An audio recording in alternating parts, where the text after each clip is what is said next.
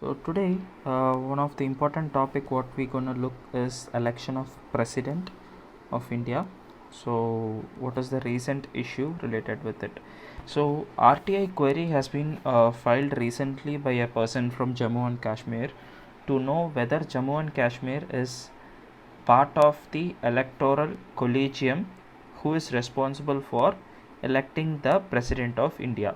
So let's understand what is RTI. So RTI is nothing but right to information. So whenever you want to know what is the uh, status, or you want to know about how the government is functioning, or you have any doubt in the government's statistics or some other things, you can file an RTI, and the RTI can respond you with the chief information commissioner and other people as part of it. Okay, so let's not go deep into it. So RTI from a Jammu and Kashmir.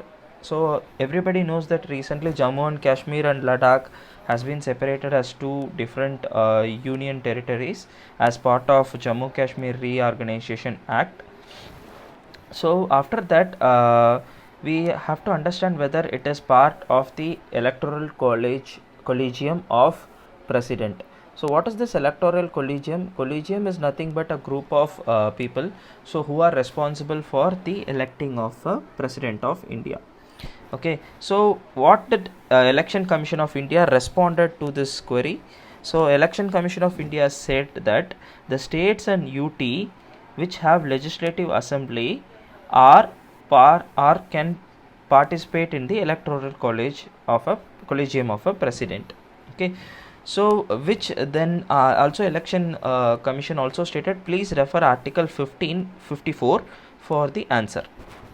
Okay, so let's see what is Article 54. Article 54 deals about how the president can be elected.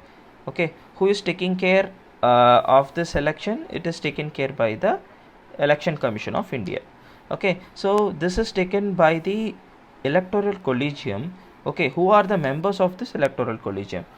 Has all the elected members of both the houses of parliament. It includes Lok Sabha and Rajya Sabha, and also have elected members of state legislative assemblies, okay, of state and UT. Okay, this UT was added later. Okay, so these UTs only belongs to the national capital of India territory, that is New Delhi, and another UT which belongs is Puducherry, which has legislative assembly. Okay, so this is specifically mentioned. I mean that the New Delhi and the Puducherry is especially mentioned in the constitution, that they are also part of the electoral collegium. But what's the issue here? So since the Jammu Kashmir issue, or the Jammu Kashmir is divided or converted into UT, so nobody has highlighted what was the whether it has a role in the electoral collegium of a president. Okay, we all know Jammu Kashmir Reorganization Act has happened on August 2019. Okay, so that act doesn't give any detail whether it is part of the electoral collegium of president. Okay, but it says the section 13 of that act says J and K has same power of Puducherry. Okay, which is its it has carries the same power of the Puducherry, which is an union territory which has state legislative assembly. Okay, so what is the procedure to add? Since J and K is not specifically mentioned, it cannot be considered that it is also part of the electoral collegium. So how to add J and K into the electoral collegium? So it is in provision from the constitution, so we have to make a constitution amendment. Okay, so constitution amendment for the Article 54. Now, so this is an constitutional amendment which alters the federal provision, that is president, who's like president, where the both state and the central people take part in it. So it's a federal provision. So the special majority is required, and also 50% of states has to accept it.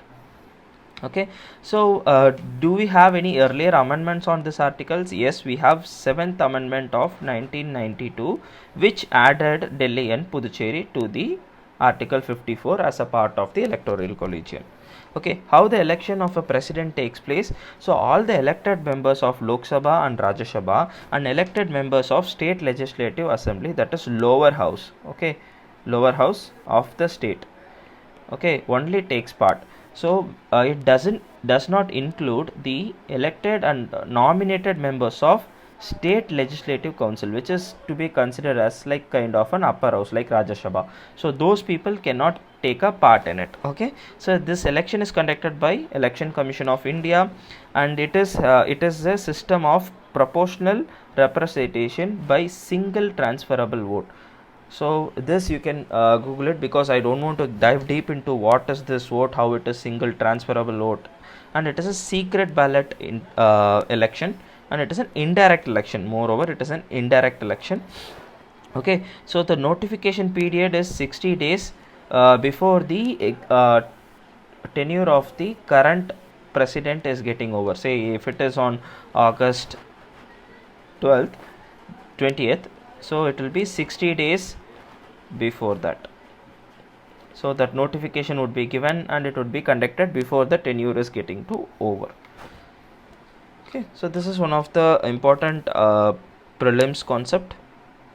So there can be twist with respect to legislative council, whether they are part of electoral collegium, and there can be asked whether it is a secret or an open ballot, who conducts the election. So these are some